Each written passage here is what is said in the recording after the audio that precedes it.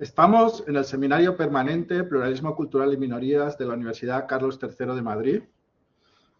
Y hoy tenemos a un invitado muy especial, que es Jorge Emilio Núñez de la Manchester Law University, que es un antiguo amigo del taller, bueno, del Seminario Permanente, porque ya ha estado otras veces y con el que hemos tenido diferentes seminarios en Seúl y en Manchester y en diferentes ocasiones nos hemos visto, y que tiene una carrera académica pues muy brillante, con muchos contactos anglosajones y en el mundo académico latino y anglosajón. Y también tiene muchas ganas de vivir. Eso es una manera de expresar una determinada personalidad. Y hoy lo que nos reúne es su libro Disputas Territoriales en las Américas. Es su último libro y tiene una sucesión de libros sobre disputas territoriales. Y el tema de hoy es muy relevante para este seminario permanente, puesto que la gran mayoría de estudiantes son latinoamericanos y por tanto va a hablar de realidades muy cercanas, pero desde una perspectiva metodológica que creo que va a ser innovadora, que es la que va a presentar hoy con nosotros. Pues agradeciéndole que esté hoy aquí con nosotros, le cedo la palabra. Bueno, muchísimas gracias, Oscar, por una nueva invitación. Un gusto siempre verte acá en Manchester o en cualquier otro lugar del mundo.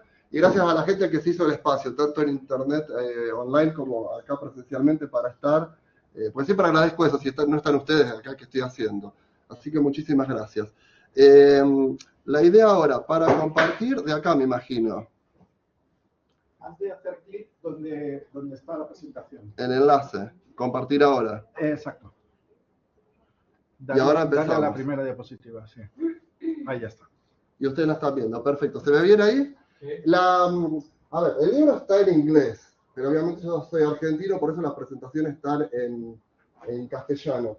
El único tema, hasta esta presentación, las presentaciones anteriores las hacía en inglés. ¿Por qué? Porque he sido traducido y se traducen mal algunos términos, y algunos términos son específicos, como cualquier traducción. Se hace traducción literal y a veces no uso el sentido literal, sino el sentido propio de las palabras. Entonces, algunas de las pantallas que voy a usar van a estar en Spanglish, lo que digo, una combinación de español o castellano y inglés, justamente para mostrar a qué me refiero con la traducción, ¿sí? Bueno, mis detalles de contacto, que la gente que está acá dejé mis tarjetas. Si ven aquí un logo, es simplemente la fundación de Brasil que represento. Trabajamos con chicos y adolescentes y madres en situaciones de vulnerabilidad de favelas en Brasil, una en particular, Pedra de Guarativa. Bueno, mis detalles de contacto. Y la idea justamente es que voy a hacer la presentación, trataré de hacerlo en media hora, 35 minutos, así que si estoy en media hora, avisadme, Oscar, porque la otra vez, y es mi estilo, sigo hablando y quisiera tener este momento, aprovechando que tenemos tantos latinos y latinoamericanas, preguntas más que mi presentación. Y si hay alguna duda, la trataré de resolver. ¿Qué está en juego? A ver, mis investigaciones tienen más de 20 años. Mi carrera docente tiene más de 30 años ahora, desde Argentina, he estado por incluso Colombia, Rusia, bueno, en otros lugares del mundo.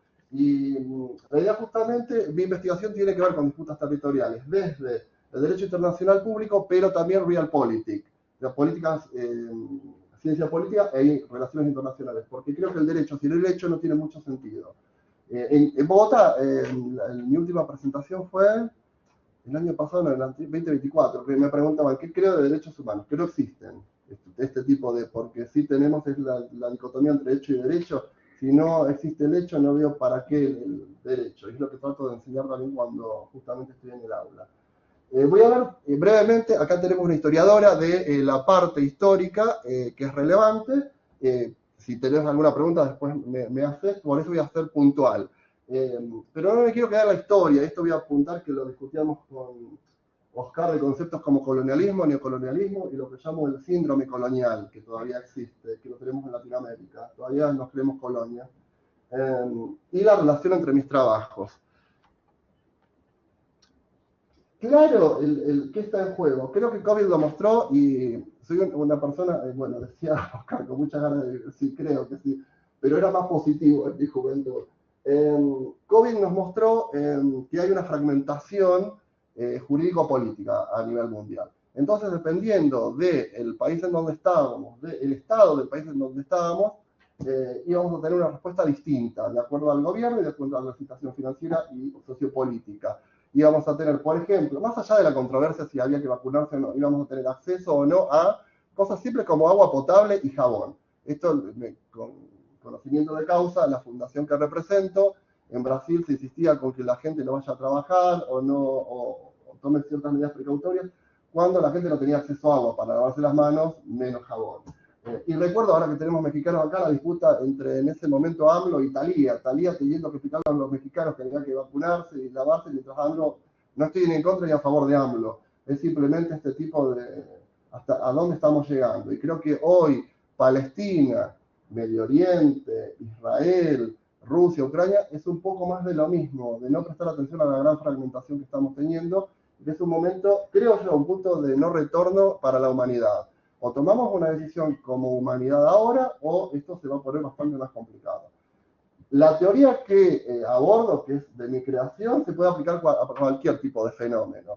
Yo decido aplicar las disputas territoriales porque desde chico yo lo llamo un llamado, que pregunto a la juventud, ¿no tenés un llamado? Yo lo vi desde chico, desde los 4 o 5 años. Sé para qué vine a esta tierra, y lo mío son disputas territoriales. Pero esta teoría se puede aplicar para cualquier otro tipo de fenómeno. Brevemente, mi investigación, esto tiene que ver con mi investigación y en dónde entra este libro. Lo que observo en mi serie de libros 2017, 2019-20, 2023, 2025-26, una serie de disputas territoriales. Los ejemplos clásicos que tenemos en las Américas, el caso, yo soy argentino como saben, y bueno, en Inglaterra, las Falkland Malvinas, pero tenemos casos como el de Guantánamo entre Estados Unidos y Cuba, la frontera México-Estados Unidos, que no es una disputa territorial propiamente dicha, si voy al derecho internacional público como se define, sin embargo tiene todos los elementos icónicos de una disputa territorial. Y después obviamente el Mar Caribe, Amazonas y qué sé yo, que Amazonas también es un tema que no lo voy a tratar hoy si no tenemos tiempo, pero acá estoy con los brasileños, no creo en la internacionalización de la Amazonia, porque si no vamos a tener a Washington decidiendo, o a Londres decidiendo sobre la Amazonia. La Amazonia es brasilera, la Amazonia es latinoamericana, pero de ninguna manera la Amazonia es universal, porque eso traería consecuencias graves, que es lo que voy a proponer hoy con el tema de la Antártida también, cómo manejar el tema de la Antártida. En el caso latino, considero que tiene que ser un bloque latinoamericano manejar la Antártida. De nuevo, hoy me voy a abocar a disputas territoriales en las Américas, pero en mi libro 2020 explico que si bien existen diferencias entre las disputas en este capítulo Europa y Asia, o específicamente África y Medio Oriente, hay ciertos elementos en común en todas. Por ejemplo, un elemento que es constante, y ahí es donde utilizo la visión multidimensional, que incorpora multidisciplinas. El derecho asume un solo Estado, la ciencia política asume otra cosa, asume también la participación de comunidades y otro tipo de agentes. Entonces, un elemento que observo en común en todos estos es el prestigio del líder. El prestigio del líder es definitorio en el inicio y el mantenimiento de disputas territoriales.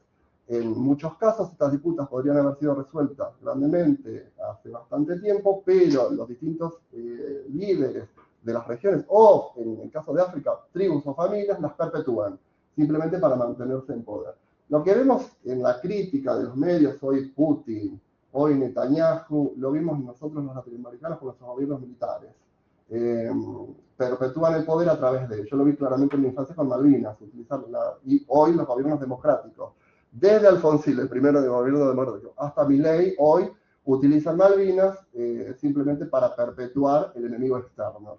Entonces creo que es importante, y es mi visión, ver el derecho en el contexto político y en el contexto de las relaciones internacionales, cuando los mecanismos jurídicos existen para solucionarlas, pero no hay voluntad de solución. No hay voluntad política de solución. Hay un armamento, también hago investigación semántico-jurídica, hay un armamento de elementos jurídico-políticos, como los conceptos de Estado, el concepto de soberanía. Esto muy brevemente, si hay preguntas las contesto después, simplemente para no quedarme en estos temas, ¿sí? En donde tenemos distintas definiciones, dependiendo si estamos hablando de derecho, de ciencia política o de relaciones internacionales, incluso de historia, me animo a decir. Parece que nos comunicamos con el mismo lenguaje, pero lo hacemos con concepciones distintas. Una cosa es el concepto, otra las concepciones. Entonces tenemos politólogos, científicos del derecho, expertos en relaciones internacionales, que parece que hablan de los mismos temas, pero utilizan distintos presupuestos metodológicos y semánticos. Y de nuevo, seguimos con jurisdicción, inmunidad y jurisdicción, responsabilidad del Estado, el uso de la fuerza. El caso ahora paradigmático, Gaza, Palestina, Israel. Conceptos manipulables, como sabemos los que trabajamos en derecho. Que si tenemos, ahí pongo el ejemplo claro, el tema de la autodeterminación. Si soy abogado, los malvinenses no tienen derecho a autodeterminación, por una serie de requisitos que no cumplen. Ahora, si soy politólogo, como son seres humanos, y deberían tener derechos básicos, por ejemplo, a la tierra donde vive, el politólogo puede arguir que tienen un cierto derecho a la autodeterminación. Esto pasa en Colombia, por ejemplo, con la población raizal. La población raizal, como abogado, en Santa Catalina, Providencia, el archipiélago, no tienen, porque fueron incorporados como esclavos en esa región. Ellos no son autóctonos de la región. Entonces, como abogado, esta gente no tiene el derecho de autodeterminarse. Y ahí estoy con el gobierno de Colombia, los gobiernos sucesivos de Colombia. Sin embargo, como politólogo, tengo que hacer hincapié en el hecho de que fueron traídos contra su voluntad generaciones atrás, y por qué no empezar a interrogarnos si tienen derecho a la autodeterminación. Bueno, y de nuevo, el menú continúa en Derecho Internacional Públicos. Acá simplemente, a manera de ejemplo, una serie de artículos de Naciones Unidas. Regionalmente tenemos una serie de organizaciones regionales, incluida la Organización de Estados Americanos, que repite de una forma u otra el menú de medios para solucionarlo. Tenemos un menú, el de organizaciones a nivel internacional, un menú de organizaciones a nivel regional para solucionar este tipo de problemas, un menú de procedimientos, y esta es mi clasificación, un menú de remedios, ¿sí? Desde negociación hasta ir a la Corte Internacional de Justicia, y después remedios unilaterales, bilaterales y multilaterales. Lo que trato de explicar, y es el ejemplo que uso para simplificar lo que llamo visión unidimensional. Esta historia no es mía, viene de la India, que algunos las conocerán, me imagino. 6 hombres ciegos se encuentran por primera vez con un elefante, que Oscar ya la debe conocer, porque la ha escuchado varias veces aquí la historia, y se encuentran por primera vez con un elefante, y nadie sabe quién es un elefante. Entonces se empiezan a explicar. Uno de ellos toca la pata del elefante y les explica a los demás. Tiene forma cilíndrica, tiene forma de columna, el elefante, asumo, debe tener forma de columna. Uno segundo toca la oreja del elefante, no, parece mucho más fina, da una especie de aire o de viento, el elefante debe tener forma de abanico, etc. De alguna forma todos tenían razón, pero estaban todos equivocados. Y acá básicamente hablo de distintas disciplinas, siendo abogado, o siendo militar, o siendo politólogo o economista, y por ejemplo nuestros líderes, Starmer en el Reino Unido, Putin en Rusia, Trump en Estados Unidos, Milei en Argentina, Pakistán e Israel. Este tipo, y a propósito, los ejemplos tienen que ver con hombres, ¿sí? Esto es a propósito también del diseño. Es esa visión que yo llamo unidimensional, que no solamente tiene que ver, nos detenemos generalmente a la disciplina y lo multidisciplinario, no tiene solamente que ver con la multidisciplinaridad, tiene que ver con el ángulo que tomamos, con quiénes somos y qué tipo de prejuicios y preconceptos tenemos. Entonces lo que propongo es cambiar un poquito a ver el mismo fenómeno desde una visión que llamo multidimensional, que ese es mi libro anterior, el 2023. Entonces lo que voy a hacer es brevemente, y acá, bueno, una cita de Borges, del autor argentino. Lo que propongo es más o menos lo que decía Borges: hombres de distintas tribus, procesando distintas religiones y hablando distintas lenguas, toman una decisión extraña: ser razonables. Y en vez de enfocarse en sus diferencias, se enfocan en sus similitudes. Bueno, este es mi trabajo, que repito, y gracias Oscar, no lo traje desde Manchester, este es el libro, el último, es una serie de libros acerca de los mismos temas. Lo que propongo justamente en el libro anterior es no solamente hablar de estados, aquellos que hacen derecho, que imagino que son la mayoría o todos, cuando hablamos de relaciones entre conflictos de soberanía o territoriales, se habla particularmente de estados. Hay un solo pueblo, con un solo gobierno, un solo territorio, y ellos son quienes tienen la soberanía o no tienen la soberanía sobre. En cambio, lo que propongo es incorporar otra visión. Individuos y comunidades, además de otros, estos son ejemplos de agentes. Agentes en el sentido de agencia, pueden producir algún tipo de cambio, positivo o negativo, por acción u omisión, en disputas territoriales. Cambios positivos o negativos, individuos. Para ser muy simple, y acá sí ya me empiezo a hablar de, voy a relacionar el libro anterior con este, y aplico ejemplos latinoamericanos. En positivo, el Papa Juan Pablo II. Gracias al Papa Juan Pablo II, Argentina y Chile no fue a la guerra por el Canal de Beagle. Hasta ese momento, década del 80, ambos gobiernos militares, la Triple Junta en Argentina y el gobierno de Pinochet en Chile, íbamos a la guerra con mediación británica. Gracias a los británicos, entre comillas, estábamos por ir a la guerra. Como son dos países católicos, se pide la intervención en ese momento del papado, y es Juan Pablo II con un emisario, y gracias a la intervención del Vaticano logramos el acuerdo de paz. Entonces ahí tenemos como un individuo a manera de paz.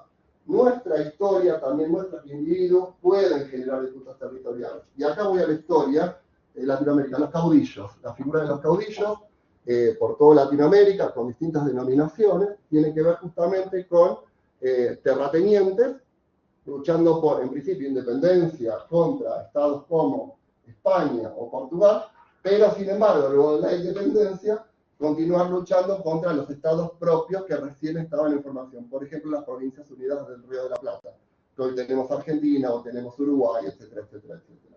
O el virreinato del Alto Perú, etcétera, etcétera. O sea, no es solamente España. Y acá lo hablé y lo voy a decir varias veces. No estoy defendiendo a Europa, pero el tema no es tampoco atacar ni defender, el tema es justamente construir. Entonces lo que hago es una descripción para analizar y proponer soluciones, porque lo que veo que falta en ciencia son soluciones. ¿Sí? Entonces no voy a estar, y no porque esté en España, es lo mismo digo en México, en Argentina. Sí voy a hablar de errores, entre comillas, históricos, pero tampoco puedo adjudicar a errores que hace 500, 400, 300 años han sucedido, con consecuencias que hoy tenemos. Porque esto es simplemente utilizar la historia para beneficiar el prestigio del líder. ¿Sí? Entonces es el hecho de sí, errores, individuos, comunidades o estados, pero ¿qué hacemos hoy con eso? ¿Sí? Por eso estoy un poquito en contra, dependiendo de cómo definamos, de las posiciones decoloniales. Cuando la posición decolonial dice, no Europa, sí lo nuevo, bueno, estoy perdiendo la mitad de la historia, por lo menos. Comunidades, otro ejemplo, no solamente estados, hay comunidades, particularmente Latinoamérica es el ejemplo, que van más allá de los bordes jurisdiccionalmente demarcados. México es un ejemplo donde tenemos poblaciones que no solamente comienzan en el desierto de Arizona, en lo que sería la parte norte estadounidense, la parte mexicana, sino en el Mar Caribe, que continúan con países como Belice. El ejemplo que uso en el libro, uso varios, pero me detengo en este, el ejemplo mapuche, porque me interesa la expresión mapuche. Mapuche es una población autóctona de Sudamérica, en particular entre Argentina y Chile. De hecho, en Chile es un gran porcentaje de la población, en Argentina es menos del 5%, en Chile tiene un porcentaje mucho más alto. Y acá es interesantísimo el ejemplo, porque tiene que ver con Malvinas también. La población mapuche está exigiendo a ambos gobiernos, el argentino y el chileno, la autodeterminación. Parte del territorio de la Patagonia, si conocen el sur de Argentina y Chile.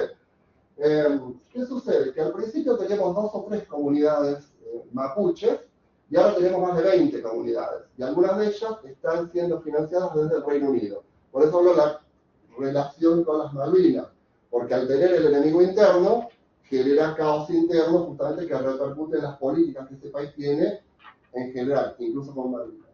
Pero a su vez, el tema antropológico y semántico, mapuche, la palabra mapu significa tierra, y che, latino, Che Guevara, che significa gente, ¿sí?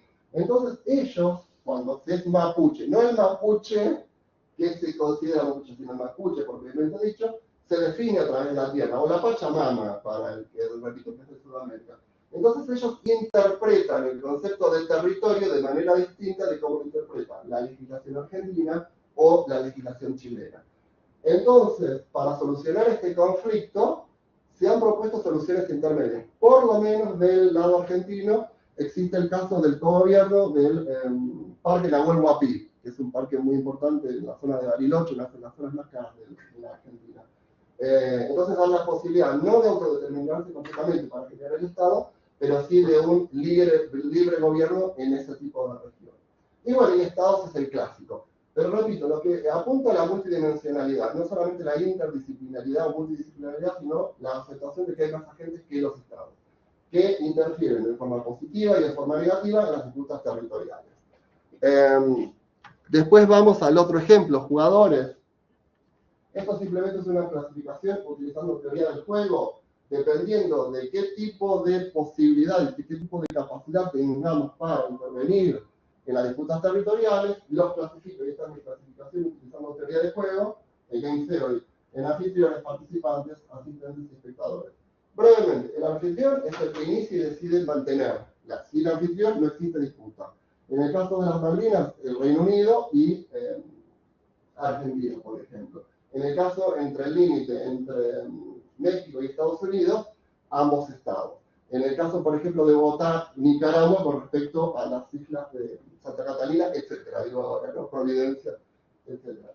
Participantes o asistentes, esto lo categorizo dependiendo si la tercera población, por ejemplo, los malvinenses, o la población raizal, o la población indígena que está en el límite entre México y Estados Unidos, tiene la posibilidad de alguna injerencia jurídico-legal o no.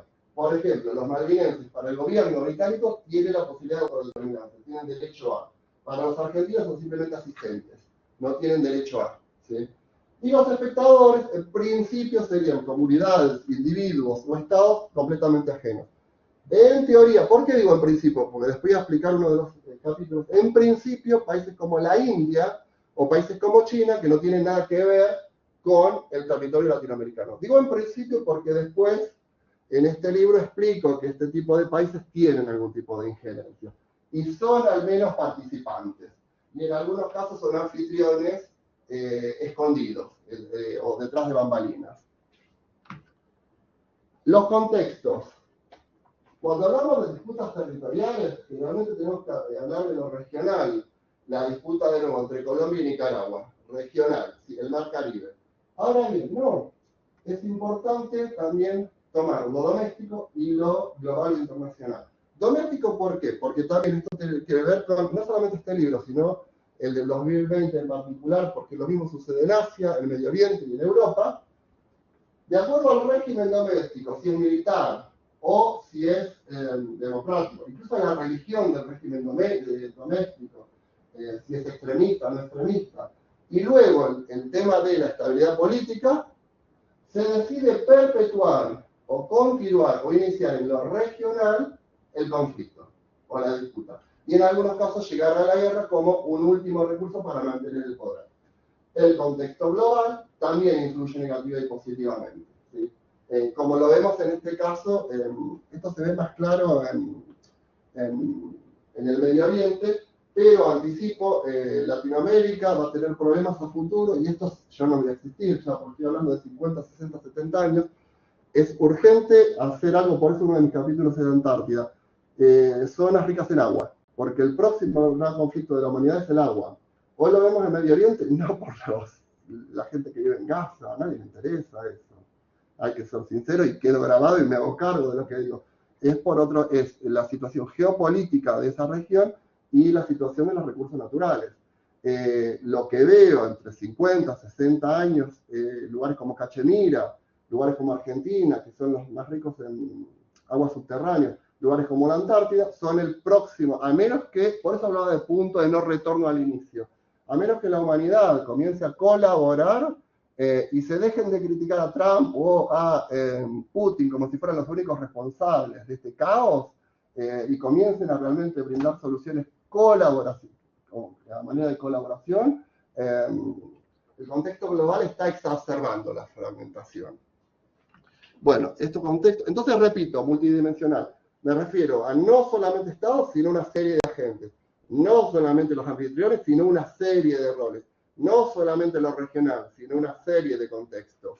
Que obviamente, dependiendo del conflicto, algún contexto será más sobresaliente o relevante que otro, pero no descartarlo, porque sería muy simple hacer eso. Y eso es lo que vemos cuando enseñamos derecho internacional público, una manera muy simplista de entender este tipo de situaciones, y por eso no se resuelven.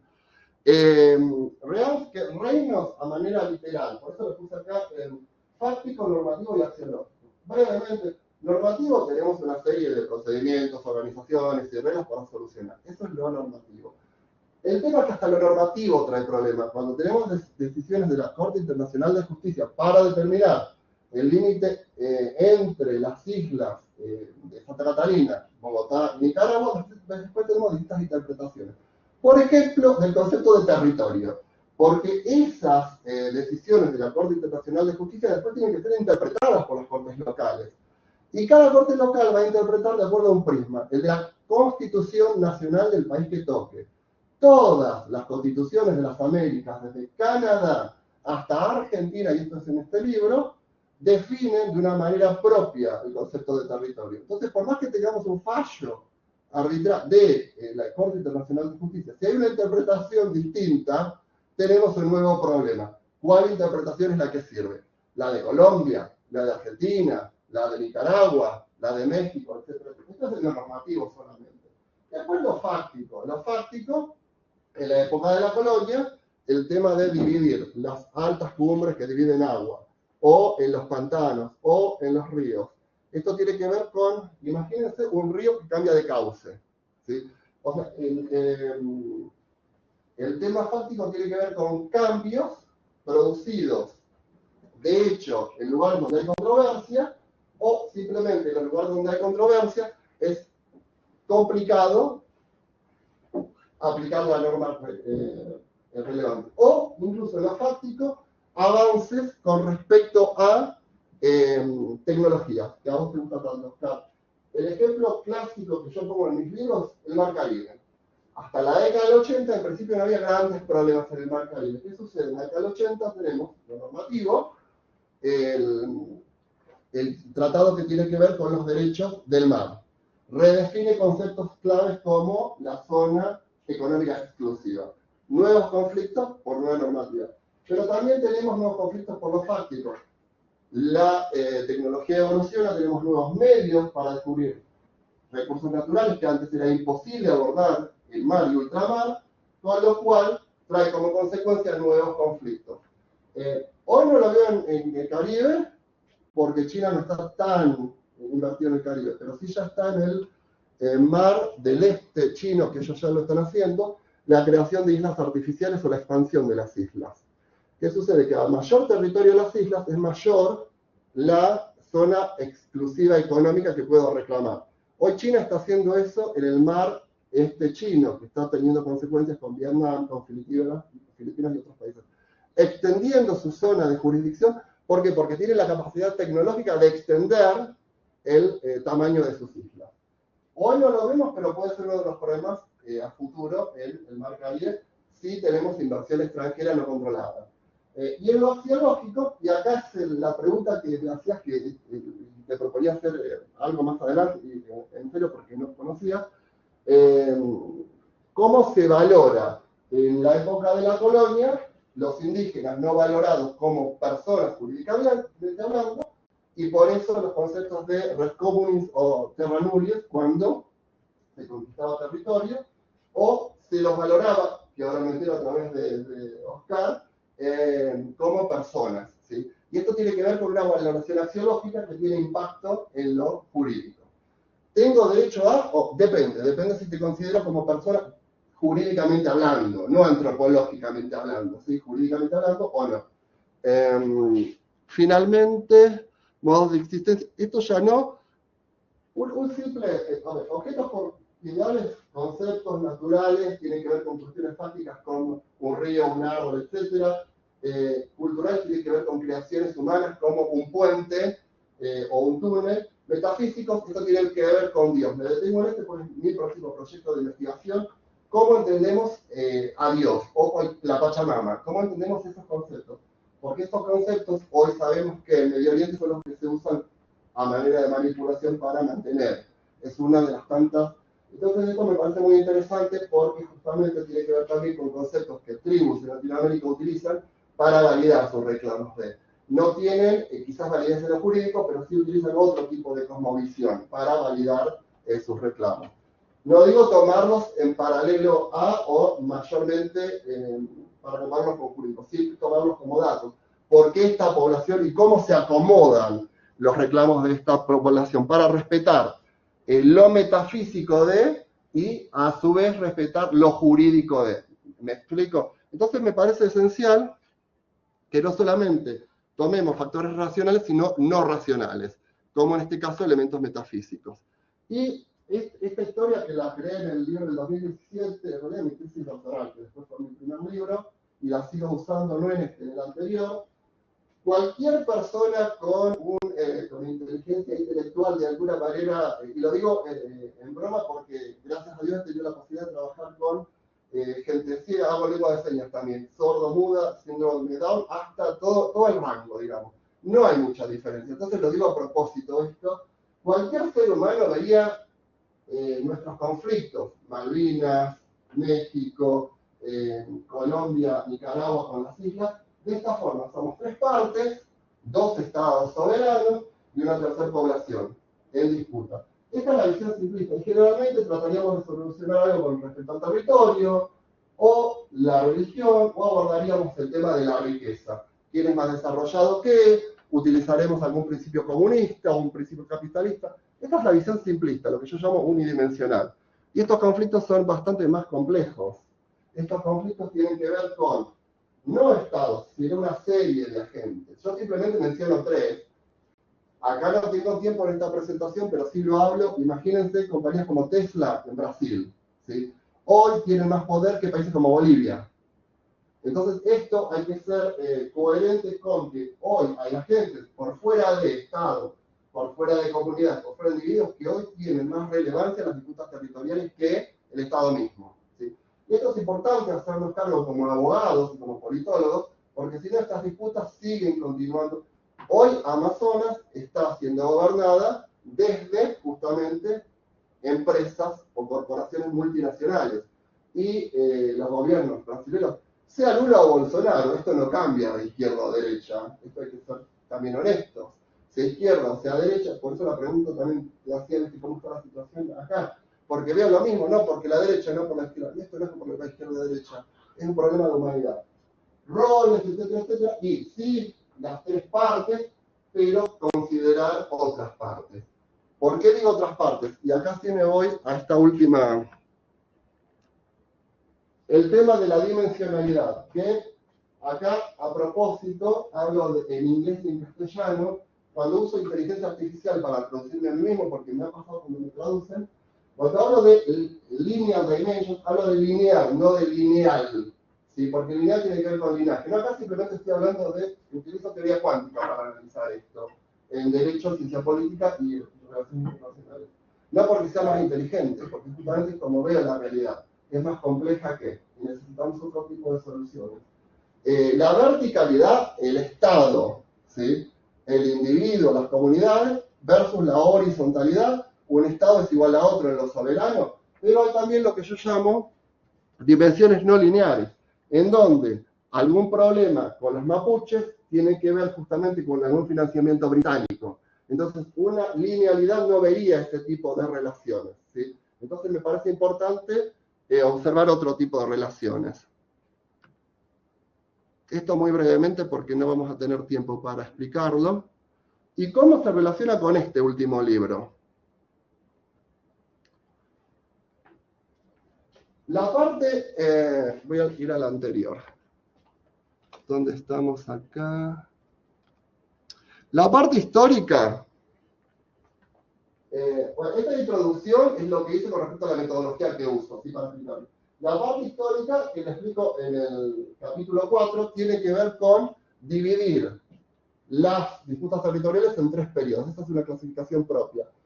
Antes de la colonización, posterior a la colonización, preindependencia y postindependencia. Mi libro en particular se refiere a la postindependencia. Sin embargo, abordo en el mismo capítulo 4 las primeras dos etapas. Y vuelvo al concepto este que hablamos de colonialismo, neocolonialismo, Europa, en particular España, Portugal, el Reino Unido en países latinoamericanos. Sí han tenido influencias, las estadísticas dicen que más de 100 millones de indígenas antes de la colonización, luego de la colonización, estábamos hablando de un 10%. Sea por el mayor holocausto de la historia, ¿sí? Sea por intención o sea por omisión, transmisión sexual de enfermedades, venerias, etc. Creo que la historia esta resumo porque la conocemos todos. Entonces simplemente lo que hago acá es describir, ¿sí? Y existían no solamente post-Europa, sino pre-Europa, disputas territoriales, generalmente entre imperios como los mayas, los incas o los aztecas conquistando territorios, ¿sí? Más que la conquista como la vemos ahora, era asimilar tribus antes, era otro tipo de entendimiento de lo que era el territorio. Por eso no había lo que llamamos hoy límites jurisdiccionales, son creaciones europeas, son conceptos europeos. Pero lo que propongo es no quedarnos con esto. Y ahí sí podemos hablar, los estados soberanos europeos trataban como no personas alienígenas. Podemos tener una discusión, lo abro en el libro. Pero creo que es importante no quedarnos en este tipo de discusiones, porque justamente ese tipo de trato a la población indígena se sigue dando hoy con gobiernos democráticos en Latinoamérica. Porque sí lo que descubro es que todas las constituciones, de una forma u otra, garantizan derechos a las constituciones aborígenes. Pero cuando uno se detiene a estudiar las constituciones desde Argentina hasta Canadá, se observa que en ninguna de ellas se garantiza el derecho a territorio, se garantiza el derecho al gobierno del territorio, pero no la autodeterminación. Y esto tiene un porqué, justamente, para que no reclamen la independencia de ciertas porciones de los territorios. Repito, independientemente del vocabulario, la fórmula es muy similar desde Canadá hasta Argentina, todas las constituciones nacionales americanas. Vamos al siguiente. El resto de los capítulos los divido en particular, americanos contra americanos, influencia europea, la frente todavía, que tenemos las Malvinas, con el caso del Reino Unido y Argentina. San Andrés, Providencia y Santa Catarina, si bien es entre Colombia y Nicaragua, pero la influencia tiene que ver con la población, acá trato específicamente de la población raizal, la población esclava traída por Europa, en particular por el Reino Unido, y por eso el tema de lo anglosajón, el tema de lo protestante similar a Irlanda, el tema del catolicismo en Colombia continental, el protestantismo en las islas. Canadá y Dinamarca, que están en vías de solución, también tiene una población, los inuit, una población local indígena, la población marina, el río Maroni, que esto también tiene que ver con poblaciones que han emigrado esclavos de Brasil. Es el norte de Brasil, el norte de la parte de Sudamérica, y lo que aplico en todos los capítulos es mi visión multidimensional. Justamente para tratar de demostrar que en todos estos ejemplos tenemos no solamente estados, sino que hay comunidades, o los malvinenses, o los inuit, o la población raizal. En el único caso en que estas poblaciones han sido tomadas en cuenta para el tipo de acuerdo bilateral es entre Canadá y Dinamarca. Es el único caso de todos estos en donde la población inuit tiene algo que decir con respecto a el conflicto. En los demás casos, por ambas partes, porque por ejemplo en el caso de Malvinas, Reino Unido sí ha dado la posibilidad de autodeterminarse, ¿sí? Pero no Argentina. Vamos al capítulo. ¿Cómo voy de tiempo? Bien, son las 3, digamos que quedan 3/4 de hora. Perfecto, en 5 minutos termino. Acá, simplemente los conceptos que uso. Hablo del colonialismo, que ya me imagino que saben a qué me refiero. Neocolonialismo, que son las políticas en principio de Estados Unidos, pero no limitadas a Estados Unidos. Y hablo de lo que llamo mentalidad colonial o el síndrome colonial, en donde existe todavía esta tendencia a buscar en Europa las soluciones. Y a culpar también, porque tiene un doble juego esto, y a culpar a Europa de los problemas actuales de Latinoamérica. Lo mismo sucede en África. Y tribus o familias perpetúan el poder culpando todavía. Y repito, no estoy defendiendo Europa, pero simplemente analizar lo que sucedió y ver cómo lo solucionamos ahora, no seguir culpando, porque si no perpetuamos justamente y validamos los líderes que tenemos ahora, ¿sí? Y los conflictos. Y generalmente se propone en los medios Estados Unidos y el patio trasero. No es Estados Unidos solamente. Sí, Rusia, obviamente los países comunistas o que han tenido Cuba, Venezuela, etc. Tampoco es Rusia, tampoco es Estados Unidos solamente. Hay gran influencia de China y de la India. Aunque parezca mentira, China y la India tienen dos tipos de diferencias. Programada a través de los gobiernos y no programada a través de empresas multinacionales de origen hindú o de origen chino, que tienen de una forma directa o indirecta que ver con disputas territoriales. El caso, dos casos particulares que tocan a Sudamérica de una u otra forma, Amazonia y la Antártida, ¿sí? O sea, no es solamente Estados Unidos, no es solamente Rusia, hay otro tipo de manipulación. Capítulo 7. Esto brevemente, hago una clasificación del tipo de disputas que tienen que ver con límites, recursos, disputas ideológicas, de influencia, y lo que agrego, que la bibliografía no lo propone, es la disputa que se basa simplemente en el prestigio del líder. Que repito, la latinoamericana asume que esto tiene que ver con gobiernos militares. No, nuestros gobiernos democráticos actuales siguen utilizando las disputas territoriales, la teoría del enemigo afuera. Como tenemos un enemigo afuera, necesitamos el héroe que nos defienda. ¿Quién es el héroe? Yo. ¿Sí?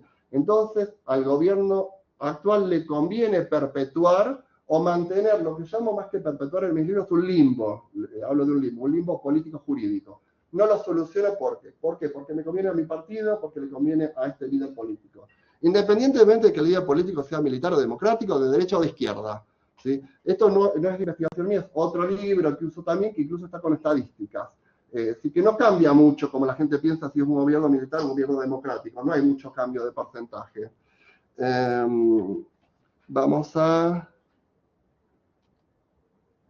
El 8, este es el que trato, es un capítulo entero en particular respecto a comunidades. ¿Y a qué comunidades me refiero cuando hago este capítulo? A dos en particular. Aquellas que eran autóctonas de la región de las Américas, indígenas, y cómo el derecho internacional y el regional trata a la población indígena, no ha avanzado mucho desde la época de la colonia. Todavía no tienen derecho a la autodeterminación propiamente dicha. Y casos en particular, como por ejemplo el caso mapuche, estaba hablando, pero el caso de Inuit en Canadá y otros casos. Y las poblaciones implantadas. Y acá hablo de dos tipos de poblaciones implantadas: la población implantada voluntariamente, el inmigrante, y la población como esclavos. ¿Sí? ¿Tienen derecho o no tienen derecho? Bueno, si vamos al derecho, son poblaciones implantadas, no son poblaciones autóctonas, no tienen derecho a autodeterminación. Y conceptos muy nuevos, por lo menos en lo que es el mercado anglosajón que se están usando, Black Self-Determination, la autodeterminación negra o de la población negra, que está teniendo un movimiento con Black Lives Matter, ¿sí? Ahí empezó como a darse un poquito más de importancia, esto por lo menos en lo que es el público anglosajón, en lo político y en lo jurídico. Por eso ahí agrego colonialismo, slavery and black self-determination. Es un término muy, muy moderno, por lo menos en lo anglosajón. Y los dos últimos capítulos, Antártida. Dos palabras en la Antártida, y acá ya estoy terminando, Oscar. Argentina sola, tenemos dos países en particular, Argentina y Chile, reclamando casi la misma porción que está reclamando el Reino Unido. Y después, de una forma u otra, tenemos a Perú, tenemos a Ecuador, tenemos a Brasil como observadores, ¿sí? Argentina sola, Chile solo contra Rusia, contra China, contra Estados Unidos. Lo que propongo es una visión, yo lo llamo, de mi primer libro, de soberanía egalitaria compartida, justamente que Argentina, Chile actúen como bloque latinoamericano, que es la misma propuesta que tengo con respecto a Amazonas.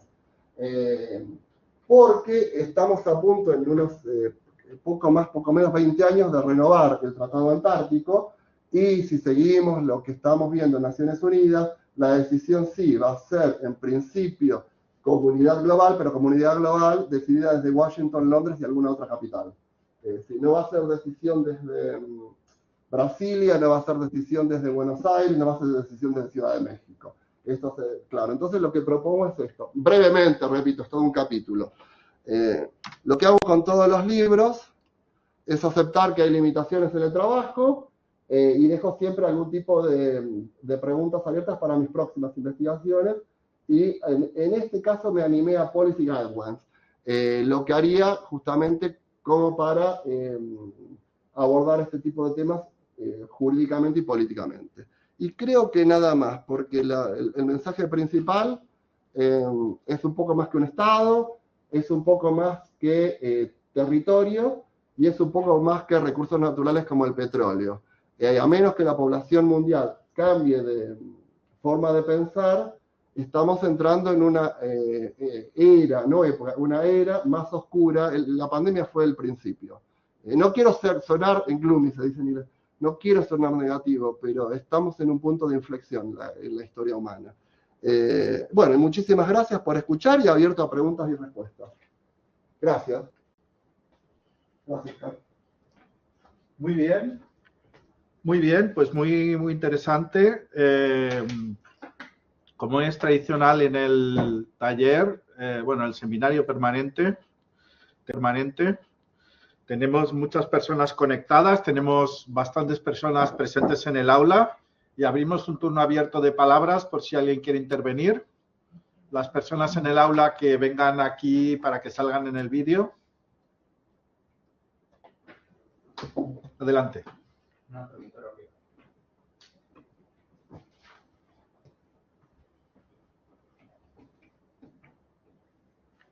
Hola. Pues muchas gracias por la presentación. Creo que los elementos que tú detectas como que integran a la vez una metodología que así imagino, ¿no? Que es lo que propusiste de los reinos, los agentes, modos de existencia, contexto, jugadores, etcétera. O sea, me interesa porque has propuesto como, o has lanzado quizás la oportunidad de que esto pueda no solamente resolver conflictos territoriales, sino conflictos de otro tipo, conflictos sociales dentro de un ámbito. Y me llama la atención porque esto puede derivar, creo yo, en políticas de decisión, muy particularmente. Pero me genera la duda de cómo discernir o cómo tomar una decisión. Porque creo que están bien identificados los distintos elementos que componen el problema, ¿no? Que hay muchos agentes, que hay distintos jugadores, que hay anfitriones, participantes, que hay distintos reinos, como se pueden conceptualizar los problemas y que cada conceptualización es distinta, depende de dónde estés parado particularmente, en términos de valores, de muchas cosas. Entonces, la situación es, va a haber momentos donde se enfrenten dos reclamos, ¿no? Por ejemplo, tres o más reclamos. Exactamente. Porque en la Antártida vamos a tener más de dos reclamos. Entonces, por ejemplo, yo imagino la propuesta esta que acaba de aprobarse en China, en el nuevo plan quinquenal, que es el de una sola China, que es para mayoritear a las minorías en China de la mayoría Han. Y es como de, porque China es solo una, incluso ahí incluyen a Hong Kong y a Taiwán. Exactamente, entonces ahí hay un dilema muy claro que creo que es el de la autodeterminación versus la integridad territorial, pero eso es muy claro.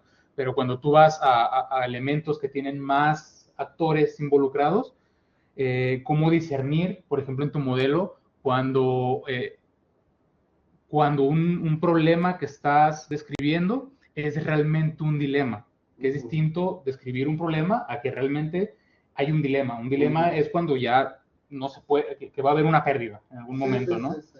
Entonces, cuando no es un dilema es algo que se puede resolver, que se puede a través de alguna ponderación, no sé, hay muchas herramientas, ¿no? Entonces, incluso también cuando tú intentas abordar una problemática de manera más específica, te das cuenta que los actores, por ejemplo, me llamó mucho la atención, los jugadores no tienen la capacidad. Deja la capacidad. Hay asimetrías de poder también. Sí, a eso llamo capacidad. Bueno. Bargaining power. Por eso hablo de bloques también, porque Argentina, a eso me refiero cuando... Sí, interesantísimo. Entonces, no puede. Entonces, las asimetrías de poder también son muy relevantes porque a veces los problemas en términos de poder, son problemas porque lo decide una minoría. Y son las que van a determinar qué tipo de derechos seguimos. Exactamente. Entonces, bueno, más bien ahí es cómo resolver cuando ya identificaste a través, creo yo, de una teoría compleja. O sea, es como resaltar la complejidad de cualquier problema, que hay modelos de políticas públicas que analizan esto, pero es distinto el analizar que el proceso decisorio. Correcto. Entonces, mi pregunta es cómo ponderas, cómo dices, bueno, es que esta es la forma, y de nuevo, gracias. Buenísimo, Juan Pablo. Ahí tenés que ir a los primeros libros, y te contesto porque incluso si me buscas en inteligencia artificial, se habla mucho del análisis, lo que vos estás hablando de la ponderación. Estos libros son descriptivo analítico, el mismo el anterior lo que propongo es la teoría y la metodología que propongo es para el diagnóstico, ¿sí? Entonces lo que propongo acá y lo que expliqué hoy es diagnosticar si hay un problema, yo lo llamo problema, lo estoy llamando dilema. Una vez diagnosticado, sí, se necesitan vías de solución. Brevemente expuse, las vías de solución están Naciones Unidas, recursos regionales como la OEA, y tenemos mediación, etcétera, etcétera. No están sirviendo, hay que ser claro y sintético. Entonces lo que hice, ese fue mi primer trabajo en la tesis doctoral y mi primer libro publicado en el 2017, analizo una serie de potenciales soluciones para este tipo de disputas territoriales y conflictos, y propongo una que yo la llamo soberanía egalitaria compartida. ¿Qué quiero decir con esto? Que acá se invita a todas las partes con ciertas condiciones justamente para elaborar una potencial negociación o prenegociación y ver la posibilidad de solucionar. Ahora bien, cuando hay asimetrías de poder, mi propuesta es justamente hacerlo en bloque. Y a esto me estaba refiriendo, Argentina no puede, Brasil no puede, México no puede. Pero esto ya tiene que ver con políticas internas de cada país, de tomar la decisión de ser no argentino, no mexicano, no brasilero, sino latinoamericano. Quizás es una utopía lo que estoy planteando, ¿sí? a nivel práctico, pero no hay otra. No hay otra porque no veo otra. BRICS tampoco puede. Porque también hablo del BRICS, por eso me refiero a China y qué sé yo. Por cuestiones de tiempo no hablo de todo esto acá. BRICS tampoco puede. Entonces justamente lo que hablo, y aparte, BRICS, los intereses de China y de la India no son los intereses de Brasil, Argentina y México, ¿sí? Entonces por eso hablo de regiones. ¿Y por qué insisto en bloques regionales? Porque la regionalidad, nosotros somos la región más pacífica del mundo en el tema de disputas territoriales. No en otros temas, tenemos también hablo de narcotráfico, hablo de guerrillas. Cuando hablo de agentes, también hablo de otros agentes que tienen que ver con las disputas territoriales. Hoy abordé estos tres, comunidad, Estado y qué sé yo. Pero bueno, volviendo al punto los intereses latinoamericanos no son necesariamente los intereses de China, los intereses de la India, Estados Unidos o Rusia. Entonces lo que propongo justamente es, en la mesa de negociación, las partes que se consideren necesarias, Argentina, Chile y los mapuches, pero Brasil, Ecuador, Perú, países regionales a manera de, llámalos, que garanticen el procedimiento y la decisión final.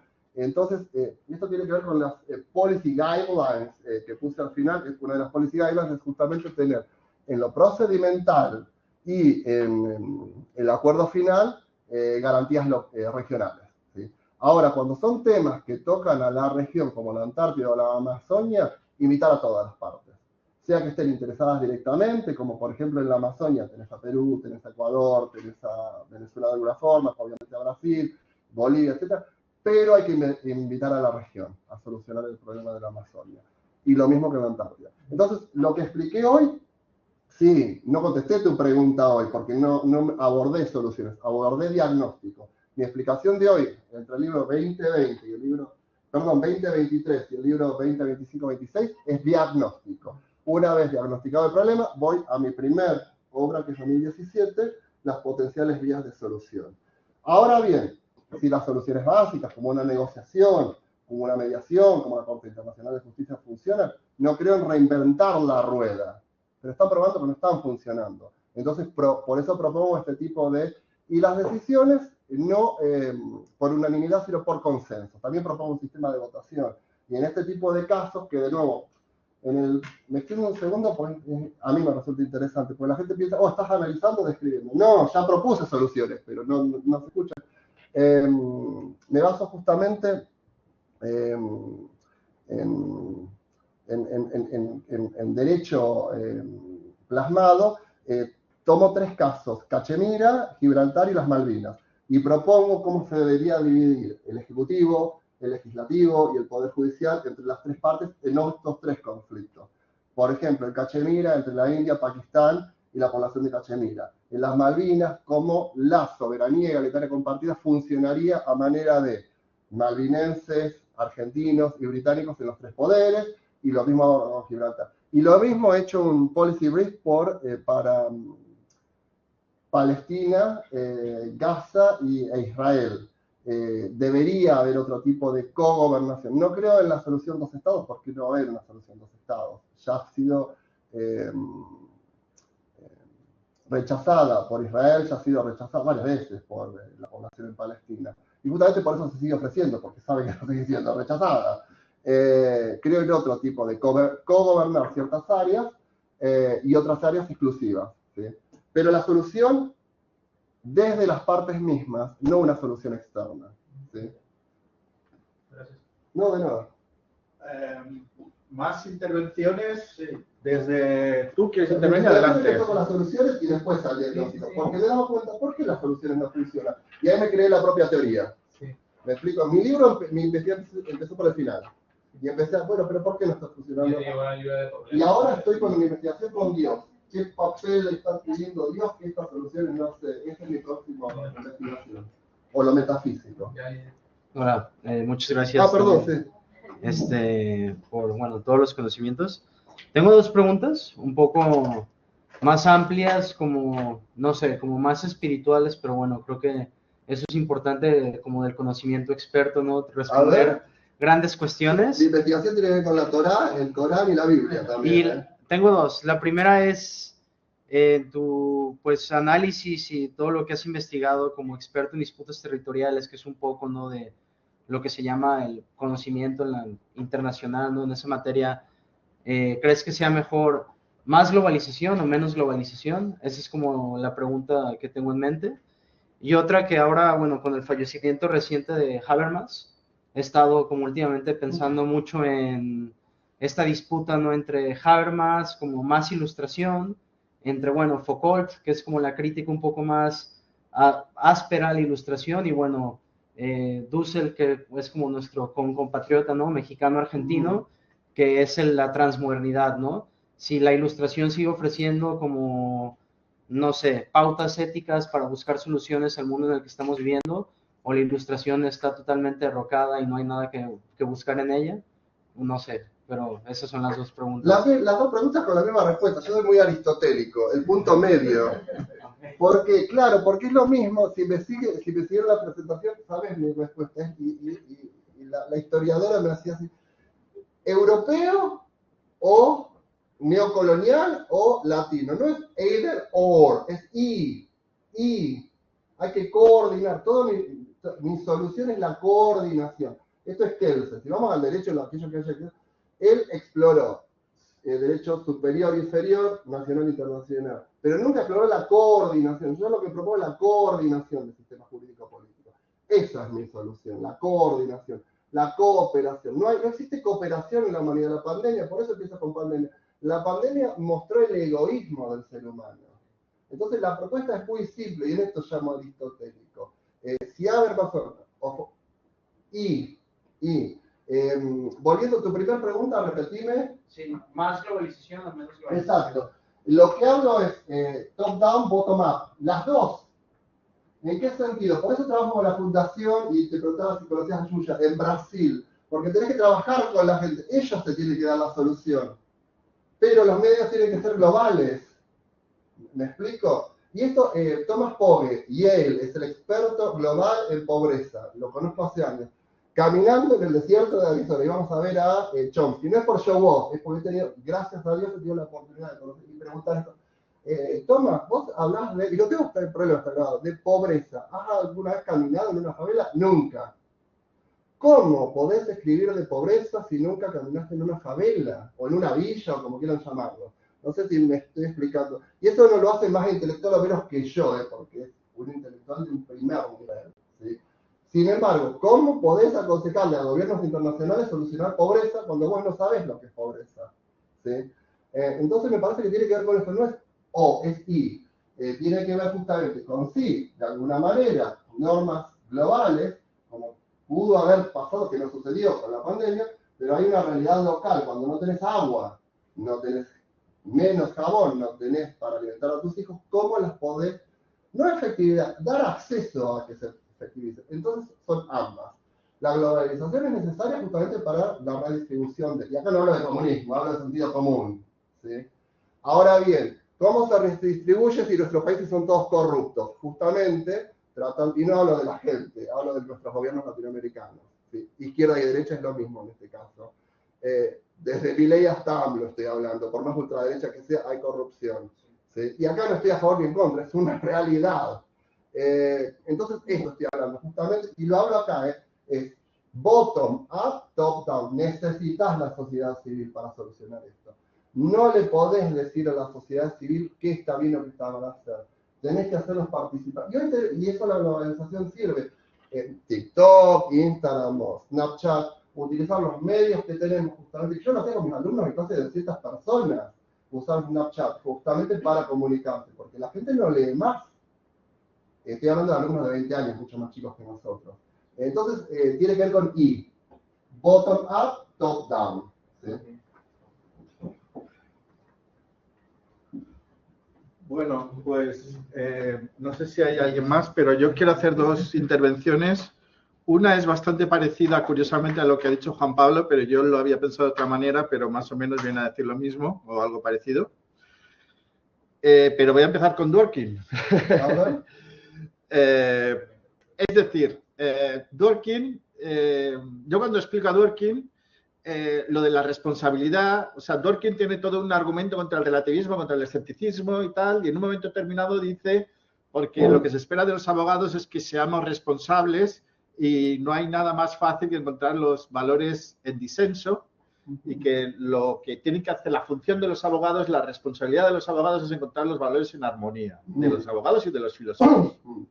Pero entonces mi pregunta para Dworkin, que un poco diferente será la pregunta para Jorge, será la siguiente, o sea, es la siguiente, digo, vale, estoy de acuerdo en eso, estoy de acuerdo con la metaética de Dworkin, pero ¿qué me garantiza que voy a estar de acuerdo con la ética normativa?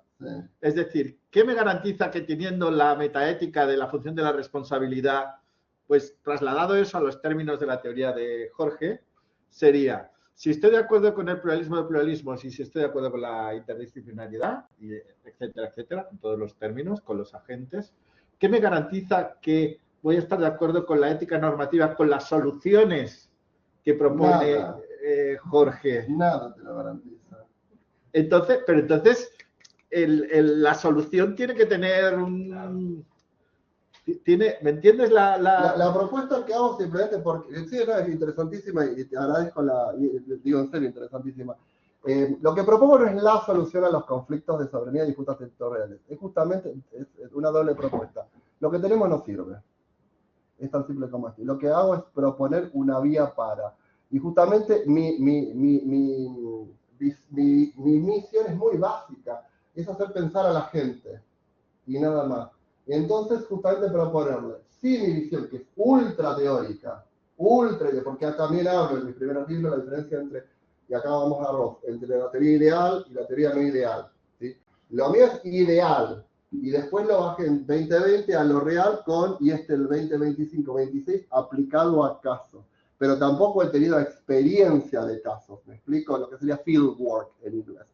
Entonces, ¿me podés hacer esa crítica? Que me la he hecho varias veces. Esto es puramente ideal. Por supuesto, proponerme algo mejor. Entonces, a eso me estoy abocando justamente. Hacer un disparador de ideas. Mi plataforma es solamente esa y, digamos, mi ambición es solamente hacer pensar a la gente. Lo que tenemos claramente no está sirviendo. Ahora, ¿qué te garantiza? Nada, justamente, porque ni siquiera te comprar mi libro y leerlo. O creer en esto. Esto no es la Biblia, no es el Corán, o no es la Torá. Mi misión en esta tierra es simplemente decirle a la gente, esto no está funcionando, abran los ojos. porque en unos años va a ser tarde. Esa es la idea. No por humilde, es simplemente por sentido común. Es por sentido común. Han hecho una pregunta por el chat, pero yo también quiero hacer una intervención, que hemos comentado una cosa antes en la comida. Te leo la pregunta del chat y luego la conecto con lo que iba a decir. Dale, sí. Me gustaría saber cuáles son las diferencias entre colonialismo, neocolonialismo y pensamiento colonial, y si su forma de manifestarse también es distinta. Bueno, sí. Perfecto, sí, sí. Colonialismo es básicamente el capítulo 4 que me refería, y acá tengo a la historiadora que debe saber más que yo en esto, el tema de justamente la época de la colonia, cómo los aborígenes eran tratados como personas o no personas, y el hecho, el tipo de educación, el hecho de religión que se les ha impuesto, etcétera, etcétera, etcétera. Eso es colonialismo. Básicamente lo que hablamos ahora de posiciones de coloniales criticando la europeización del mundo, ¿sí? Pero no europeización en el sentido del trato, sino en el sentido de la educación, de los jurídicos, de los conceptos que usamos y de nuestra idiosincrasia, ¿sí? Que esto tiene relación con neocolonialismo, son prácticas modernas de estados o, agrego, de compañías multinacionales para de alguna manera influir directa o indirectamente el actuar u omitir de gobiernos o poblaciones, ¿sí? Son otro tipo de prácticas más sutiles, que puede ser la utilización de soft power a manera de inversión o directamente presionar, por ejemplo, como un bloqueo político o económico, que ha sucedido también, ¿sí? Y lo que llamo síndrome colonial es tan simple como todavía seguir estudiando conceptos que vienen de, y no incorporar conceptos que no son propios. El hecho de definiciones mapuche, por ejemplo, que no se tocan en Argentina. Con esto quiero volver a hacer hincapié. No estoy hablando de cambiar la currícula completamente y dejar los conceptos de Estado, de jurisdicción, etcétera, a manera europea. ¿Sí? No estoy hablando de eso, es simplemente de incorporar otras visiones. A eso llamo justamente... y el ejemplo que doy, porque lo he visto muchas veces en el Reino Unido, cuando Harry, Meghan o alguien va a visitar al Caribe y viene la reina, viene el rey o viene... Y he visto campañas de Not Our King o Not Our King o Not Our Queen, perdón. Porque existe todavía ese síndrome colonial de el europeo es mejor. A mí me pasó cuando vine a Europa también, pensando que la educación británica era mejor que la educación argentina. Y me di cuenta que había buenos educadores y malos educadores en Argentina y en el Reino Unido. No por ser Cambridge es mejor que la universidad. Por eso cuando me decían la Universidad de Córdoba, fabulosa universidad, lo mismo que la UBA, porque he conocido profesionales, lo mismo que acá en Madrid. He conocido, y ni hablar de la UNAM, la meto por España, pero mi universidad preferida en Iberoamérica es la UNAM. Es un monstruo. Comparable con Cambridge o Oxford, es un monstruo la universidad, la UNAM de México, en el sentido positivo de la palabra, porque he tenido el lujo de ser invitado a trabajar con gente de la UNAM. Entonces hacernos cargo un poco, pero sin desmerecer lo europeo, es I, no O, ¿sí? Entonces a eso llamo el tema de síndrome colonial, justamente como tenemos todavía esta cosmovisión de que algo es mejor que, somos distintos, eso es lo que, porque después tenemos el backlash. Lo latino es mejor, o lo africano es mejor, o lo de... No, eso es el backlash, estamos en lo mismo. Bien, tenemos 14 minutos todavía, 13. Voy a plantear una cuestión que hemos hablado en la comida y que ya los seguidores del seminario permanente ya conocen, creo, porque hemos tratado en alguna ocasión.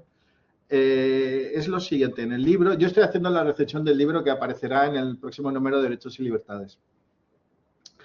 Y en un momento determinado se habla de que o bien no se reconoce a los indígenas como personas, o si se reconoce, no se reconoce el derecho a la tierra. Y entonces hemos comentado que, y eso, la cita, es una cita de un autor anglosajón. Correcto.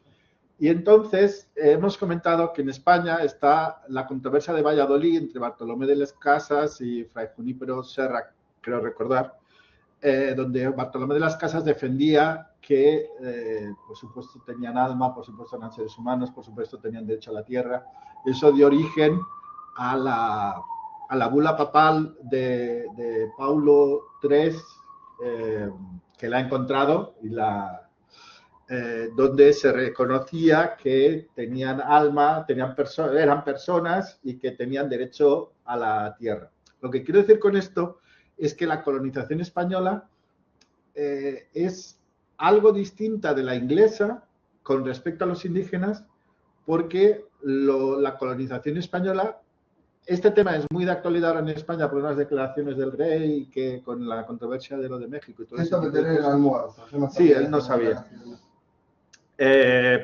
Pero digamos que lo que quiero decir es que aquí hubo unos curas, que es la escuela de Salamanca, que se plantearon si los indígenas tenían alma y eran personas, y la respuesta fue que sí. Y hubo una, que luego en la práctica esto tuvieron valor relativo, pero al menos formalmente se le reconoció esta personalidad jurídica y se reconoció ese derecho a la tierra. Eso era lo que quería comentar. Perfecto. Que eso normalmente en el ámbito internacional no se conoce. No. Eso es lo que quería decir. Que no se Por conoce. eso, agradezco el comentario porque lo hablamos, no es una pregunta, pero justamente agradezco porque es el tipo, lo que gano yo de este tipo de charlas. Justamente este tipo de comentarios, tomo el ejemplo y le he propuesto a Oscar justamente trabajar en algo como un spin-off, como algo relacionado con el capítulo 9, porque es un tema que no traté. Si bien es cierto, me refería a autor anglosajón en particular, justamente por la colonización británica, bueno, inglesa, no británica en ese momento, inglesa en las Américas, pero no me refería en particular a esto que estás hablando del ejemplo español. Así que sí, sería interesante. Y agradezco este tipo de comentarios, justamente porque me hacen enriquecer la obra y la investigación. ¿Alguna otra? Pero solo para complementar un poco lo que dijo el profesor, que es muy interesante, que de hecho Bartolomé de las Casas, y eso es algo como desconocido, que inclusive antes que Thomas Hobbes diseñó como esta idea de que el gobierno legítimo debe ser consentido, y Bartolomé de las Casas lo hizo pensando en los indígenas de México, y eso es como la historia oculta de la filosofía política, que se lo han atribuido a Thomas Hobbes y no a Bartolomé de las Casas, que lo pensó. Bueno, es por eso lo hablamos, y gracias también. ¿Tu nombre? Miguel, gracias, porque justamente le decía el desconocimiento, porque realmente no tenía conocimiento, y escribir algo en inglés, no solamente para que nos sirva a nosotros, porque esto está aquello, yo aprendí esto, pero justamente para que se haga conocido del otro lado, porque el público anglosajón este tipo de cosas me animo a decir que no conoce simplemente porque no tiene acceso a algún tipo de texto en inglés o si existe algún texto en inglés no ha tenido ningún tipo de alcance. Sí, sería interesante hacer algo. Sí, bueno, encantado. Pero como siempre digo, claro, pero te lo dejo a vos y lo hacemos juntos. Sí. Porque pasa esto, colaborar. Lo mismo ustedes en algún momento, si quieren colaborar, me dicen, pero es colaboración. ¿Me explico? ¿Alguna pregunta más por el chat?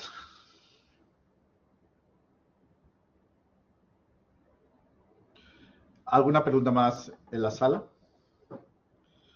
Pues muy bien. Hoy hemos tenido una sesión muy interesante con Jorge Núñez de la Manchester Law University sobre disputas territoriales en las Américas. Muchas gracias. Vamos, tocaría a ustedes también. Muchísimas gracias. Y la próxima sesión será la semana después de Semana Santa con Cecilia Rosado de la Universidad Rey Juan Carlos. Muchas gracias a todos por su asistencia.